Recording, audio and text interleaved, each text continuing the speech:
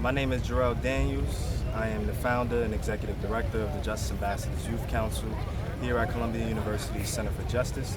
And what the Justice Ambassadors is a 12-week educational seminar that brings young people together who are court-involved, street-affiliated, all between the ages of 18 and 25, together with government executives across agencies so that they can co-create policy solutions that aim to address some of the most pressing challenges in New York City.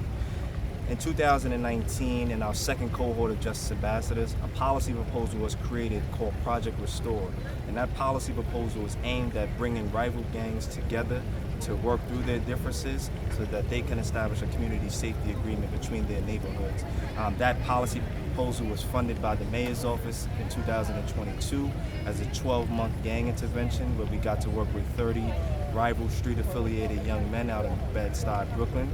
And since then, the program has completed in December of 2023, and we've ended by helping those young people go into the workforce, earn jobs, employment opportunities. Some of them are now exploring higher education. One of them is now a Columbia student.